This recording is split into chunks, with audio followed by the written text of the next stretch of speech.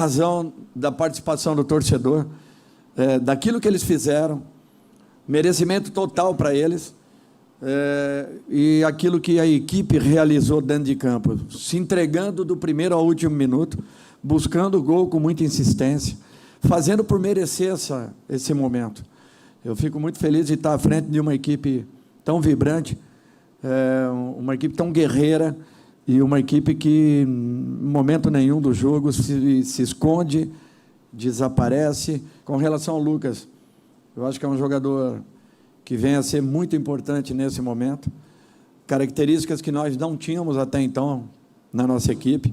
Ele pode atuar pelo lado, por dentro, como homem de centro, como principal atacante, pelo lado esquerdo, enfim. Eu não vejo problemas nenhum. O importante é a doação que ele está mostrando, a intensidade que ele imprime e a qualidade das jogadas que ele proporciona. Com tudo isso, ele faz com que todos à sua volta cresçam. E o que essa equipe vem entregando em termos de dedicação, de comprometimento, é uma coisa que impressiona todos nós. O São Paulo estava a 200, nós estávamos a 20. Não tem nenhum problema falar isso, não, porque não é passar responsabilidade. É um jogo de decisão, você tem que ver. O São Paulo jogou com uma intensidade forte e nós não conseguimos sair jogando e dar intensidade, uma marcação mais encaixada. A estratégia que eu criei era sabendo que o São Paulo ia vir para cima da gente, né? Então tornei um time mais marcador, mas com saída também, só que nós não conseguimos sair. Para mim a diferença foi do jogo, não o Wesley.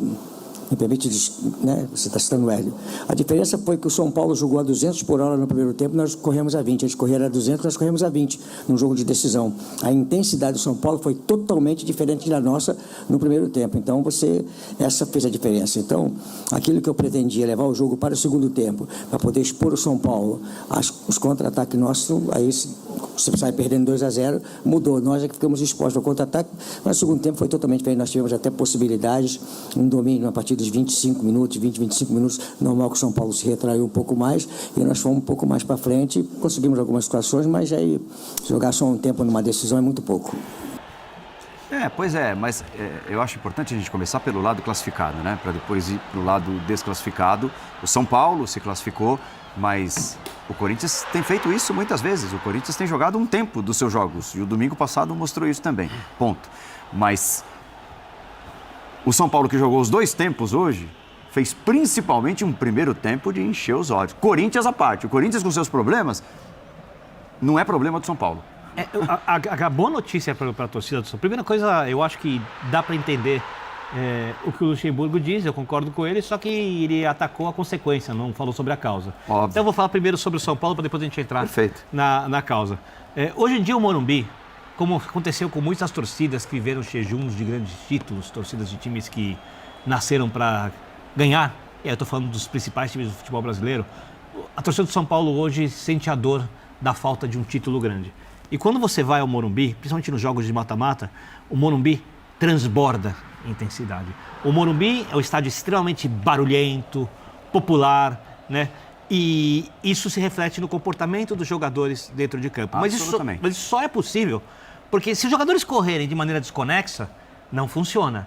Porque o time é bem treinado. Porque chegou um técnico ali, pegou o que o Rogério fazia, agregou o jogo por dentro e tal. E você viu hoje uma atuação muito parecida, para não dizer que foi no mesmo nível da atuação que o São Paulo teve contra o São Lourenço, que se defende melhor que o Corinthians e ataca em nível pior que o Corinthians. Porém, hoje o São Paulo tinha em campo um jogador que faz a diferença, que o São Paulo não tinha contra o São Lourenço, o Lucas.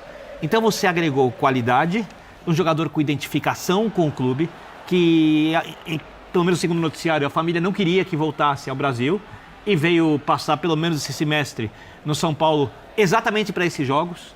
E aí, quando ele tem uma atuação como essa, a contratação está quase paga a contratação, porque é um jogo histórico. O São Paulo chega à decisão da Copa do Brasil, depois elimina o Palmeiras, que é o melhor time do estado. O Palmeiras é melhor que o São Paulo. E eliminar o Corinthians, que é, para a maioria dos São Paulinos, o seu principal rival. E uma pedra no sapato na história do clube, porque ali tem uma coisa que tem muito a ver com a mística. Eu acredito nisso no futebol. Por algum motivo, o São Paulo muitas vezes dificulta o Palmeiras dificulta o Corinthians e o Corinthians dificulta a vida do São Paulo. Se o São Paulo tem um outro adversário, provavelmente o São Paulo teria resolvido o jogo em 20, 25 minutos do segundo tempo, estava 4-0 ali e o jogo estava acabado. Só que aí o São Paulo, no final do jogo, recua perde força física, o Dorival mexe dos lados, onde o São Paulo marcava com muita força, com o Ayrton, o Nestor, os jogadores que entram, o Juan e o Michel não conseguem marcar, o Corinthians mexe, e aí o Luxemburgo, que tinha uma escalação medrosa para enfrentar o São Paulo, medrosa, porque nem vou usar o contra-ataque. Contra-ataque com Yuri Alberto e Renato Augusto. Renato Augusto é o jogador para fazer o lançamento para o contra-ataque. Quem é o jogador que ia ser acionador contra-ataque? O Watson? Não, o Watson voltava para marcar. Sem o Wesley, né? Sem o Wesley. Ou seja, a verdade é a vitória do time corajoso contra um time com uma opção de ideia de jogo medrosa, que é Dorival versus Luxemburgo. A vitória do time guerreiro, que transborda dentro de campo aquilo que a bancada transborda, contra um time, aí eu concordo com o Luxemburgo, perdido e por isso no ritmo abaixo do São Paulo. E de um time que parece que quer mais o título do que quer o Corinthians. Em todos os aspectos, quando a gente fala desde a diretoria até os jogadores, a comissão técnica. O Luxemburgo não deu entrevista agora no final de semana falando que o brasileiro era prioridade. Para mim, estava se defendendo disso. Porque você não ia convencer ninguém que o jogo do Corinthians no final de semana era mais importante que esse. Nenhum corintiano vai ser convencido disso. Ele explicou antes a derrota. Explicou antes a derrota. Nem ele no espelho. Sentindo o que ia acontecer após 12 jogos invictos que ele vencia como se fosse o grande feito. Ele estava olhando para outro lado. Ele sabia. Então, olha, mas acho que assim, o que a gente viu hoje foi um reflexo do que Corinthians e São Paulo vinham jogando nos últimos tempos. Exato, Jé. De verdade. E é uma loucura, porque a gente fala de um Corinthians com 11 jogos sem derrotas. Era um Corinthians que vinha melhorando nos resultados. E quantas vezes a gente fica à vontade aqui, né? E falava que os resultados resultados eram bem melhores do que as atuações do Corinthians.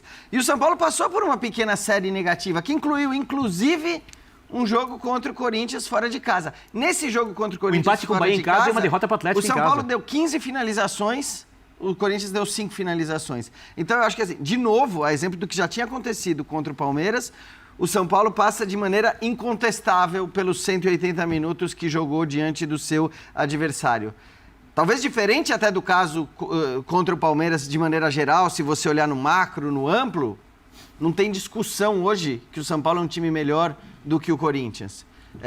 Eu acho que assim, o trabalho do Dorival é infinitamente superior ao trabalho do Vanderlei Luxemburgo. Faltava ao São Paulo, e quantas vezes a gente não falou isso também, a qualidade individual, o cara que fizesse diferença, porque por mais guerreiro, por mais brigador que seja o Calleri, ele não é esse cara tecnicamente, nunca foi, é um ídolo da torcida e tem todos os motivos para ser ídolo da torcida, mas não é esse cara que faz diferença na qualidade técnica. Hoje, o São Paulo teve um Lucas que já tinha jogado muito bem nos seus 2 primeiros jogos. Inclusive, no jogo contra o Atlético, quando acabou fazendo pênalti e tudo mais, é um cara que começa de uma maneira espetacular. E eu acho que, assim, a trajetória do São Paulo para chegar nessa final da Copa do Brasil não deixa dúvida nenhuma em relação ao que o time é capaz de fazer, a maneira como ele joga e aos méritos do Dorival Júnior. Faltava qualidade técnica, essa qualidade chegou. A discussão sobre a relação com o Flamengo numa decisão, acho que é uma outra história. Sim. Claro que você tem muito mais qualidade do outro lado individual, mas hoje, a 1 mês da final, coletivamente, também não existe comparação entre São Paulo e Flamengo. Eu acho que você fala em trajetória, e eu estou muito com você. O que a gente viu hoje, a gente pode olhar e falar, o Corinthians poderia oferecer um pouco mais de resistência no primeiro tempo. Não acho que o Corinthians poderia fazer mais no segundo tempo quando teve ali no final. No segundo tempo, o Corinthians é aquilo ali. Abafa, pressão e pouco a saber o que se fazer com a bola para chegar lá. É muito mais na base da intuição ali, vamos ver o que vai dar. É muito mais isso. E demora a entender que poderia ter a bola. O São Paulo da Copa do Brasil é isso. O São Paulo da Copa do Brasil já falou. O Corinthians da Copa do Brasil é isso. Ele vai mal contra o Remo, pênalti. Vai mal contra o Galo, pênalti. Nenhum gol fora de casa? Nenhum. Vai mal contra o América Nenhum, Mineiro? Não Vai mal contra o América Mineiro, pênalti. Contra o Remo, fora de casa, nenhum gol. Contra o Galo, fora de casa, nenhum gol. Contra o América Mineiro, fora de casa, nenhum gol. De conversar com o nosso Biro na redação, nosso Biratã Leal. Hoje, fora de casa, nenhum gol. O Corinthians não tem muita ideia do que fazer. Contra o Palmeiras no Allianz. Então, assim, o Corinthians é isso aí. O que acontece é, quando a gente parecer chato, mas não é chato, é tentar entender o jogo, quando a gente falava, olha, é mais resultado do que desempenho.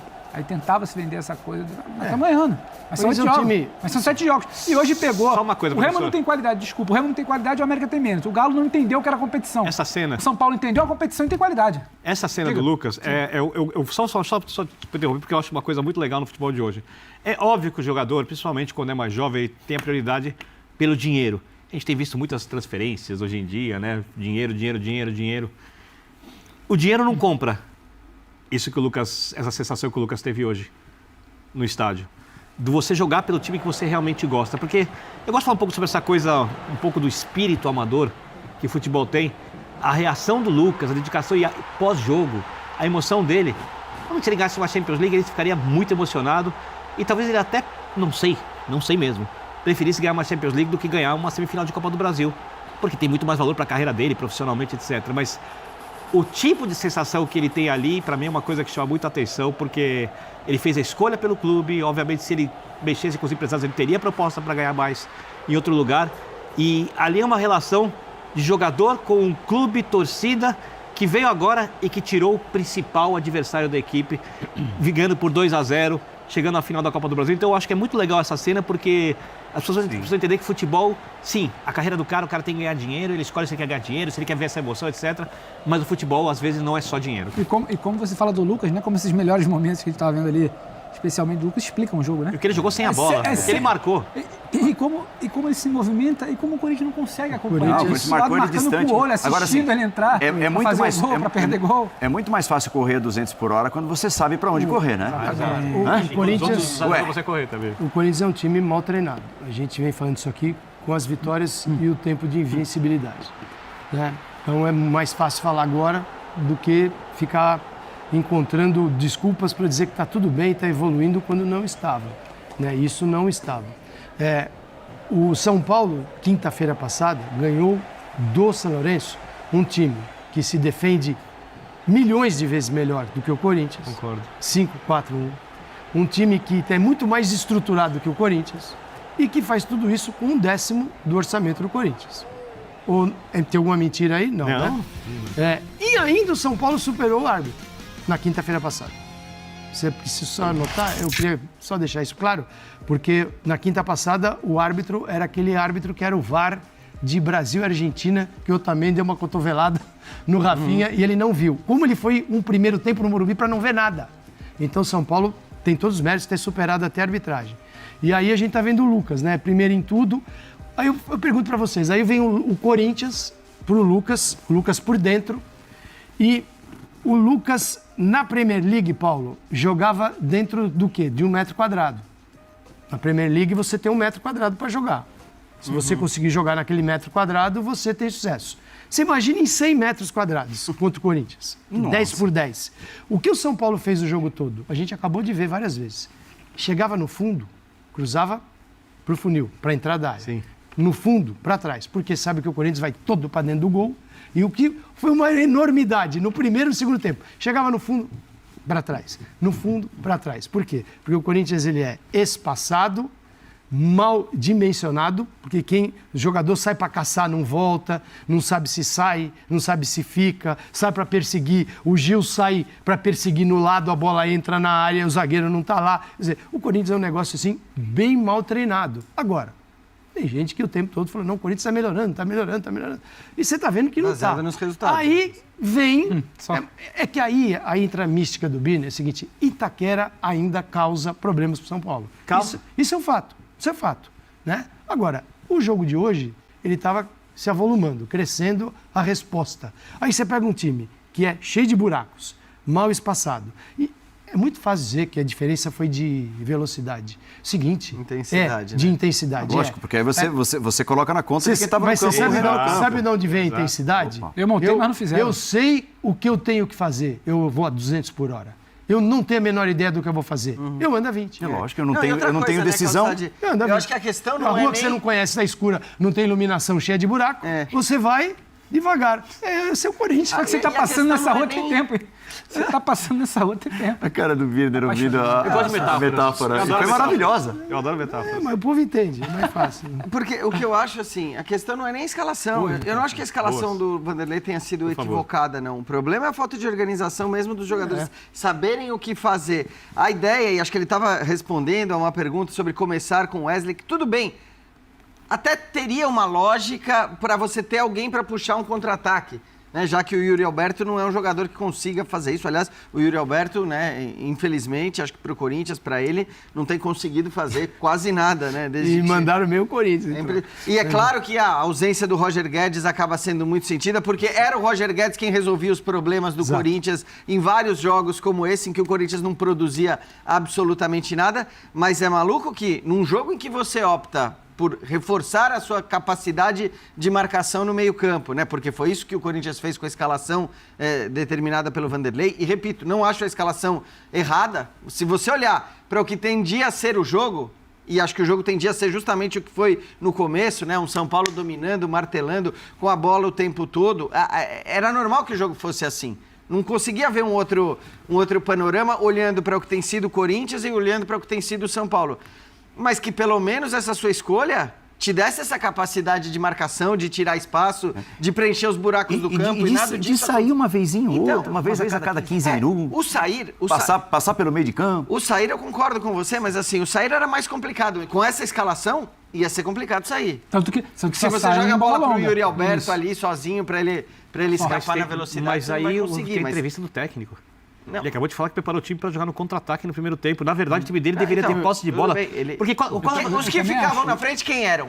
Junto com o Yuri Alberto, era o Renato Augusto. Isso. Era o Renato Augusto. Os outros todos, o Adson estava fechando de um lado, o Juan estava fechando do outro lado e os dois volantes. Era o Renato no lugar de um dos 3 jogadores escolhidos. No Adson, talvez. Renato no lugar de um dos 3 jogadores ou no lugar do Adson. E um jogador de velocidade na frente para você ter construção e para você ter saída de bola. Não, e para você ter minimamente... o Yuri vai escorar. Para alguém, você não tem a segunda bola. O Adson. O Adson que teria essa capacidade de... Então, e o jogo de São Paulo, todo mundo sabe. O São Paulo cria volume. É arquibancada e time, pressão e saída de bola. Perde a bola, pressiona, perde a bola, pressiona. Você vai tornando o jogo desconfortável no jogo de mata-mata. Tudo que você não pode fazer é ajudar o time adversário a crescer mentalmente. Falou na abertura, primeiro comentário para o professor Calçade, é um jogo mais emocional do que, óbvio, tática pesa muito, você tem que jogar organizadamente, a gente está falando, técnica pesa muito, citamos o Lucas, mas quando você cria volume, os seres humanos vão sucumbindo e os outros vão crescendo. Essa é a diferença do mata-mata para o jogo de pontos corridos. Olha as Copas no mundo, estão em um jogo só, como as coisas podem ficar cada vez mais aleatórias, uns chegam ali enormes quando não são tão grandes. Você é adepto do água mole em pedra dura e não do quem não faz toma. No mata-mata? Sim. Eu acho que ambos podem valer, mas acho que você cria volume. Você torna o jogo... Mas, assim, aliás, só para fazer uma justiça, porque é normal que todos nós falemos do Lucas, porque é a grande diferença, é a injeção de qualidade técnica que o São Paulo precisava. Não, mas o Wellington Rato, convenhamos, né? Sim. Assim, fez uma partida... E por mais que ele tenha perdido o gol no final, que poderia ter matado o confronto e ter feito o São Paulo não sofrer tanto naqueles 10 minutinhos finais, o único momento em que sofreu, também porque o Vanderlei aí colocou todos os caras com capacidade criativa e tal, mas ele fez uma baita partida, porque ele já fazia um grande jogo antes mesmo de colocar a bola onde colocou. E quando você cita o Wellington Rato, o que ele marcou quando teve pernas do lado direito? E o Lucas, o quanto marcou quando jogou sem bola? Eu acho que isso explica muito o São Paulo, mais do que o jogo com bola, porque o volume de jogo é criado na troca de passe, mas principalmente na velocidade com que você recupera a bola. Você citava agora há pouco, falava com o Jean, dá para passar do meio de campo, criar alguma coisa a cada 10 minutos, inclusive cada 15 minutos. Do primeiro tempo. E a torcida enlouquecida vai junto. Você vai criando ali o ambiente. O Data ESPN me passa aqui, no primeiro tempo, 24 ações do São Paulo na área do Corinthians. 2 do Corinthians na área do São Paulo. Então, se eu não me engano, 13 finalizações a 1. Então, isso não é só intensidade. No primeiro tempo? A intensidade, um 5-0. Ela é fundamental, mas é a intensidade que carrega um jogo. Isso. A intensidade de São Paulo carrega um jogo. Isso, eu acho que tem, pra gente, eu acho que sim, água mole e pedra dura, a gente citou de volume, mas tem 2 momentos do primeiro tempo muito claros. O primeiro de muita intensidade, jogo apoiado, triangulação, o gol sai de um chute fora da área, mas São Paulo já pressionava muito com aproximação, inversão e aproxima que... não tinha exigido defesas do Cássio ainda, mas estava com uma pressão desconfortável. Sabia como estava criando. No segundo momento, a bola vai para o Corinthians. E aí é o que você fala, sem bola também. E aí estoca rápido, acelera, sai rápido. Tem a saída do Lucas, tem saída de Rato também. Então, o São Paulo, ele joga de 2 maneiras e muito bem. Não é simplesmente algo aleatório, já engata a quinta, sexta, vai a 200 por hora e vambora. Não, ele entendeu o que o jogo pedia no início e acho que tem isso, tem Morumbi. Não me lembro qual jogador que fala, desde que a gente passou ali aquele ônibus, tem tudo. Tem um ambiente, você torna desconfortável, você amassa com bola, depois você vem. Que aquilo aí também vai te calçar a perna. Se você chama o Corinthians, não que você precise verbalizar, mas você sabe que o Corinthians tem dificuldade com bola. Uma pressão ali para lá e para cá. E aí você começa a pressionar. Quando você fala jogar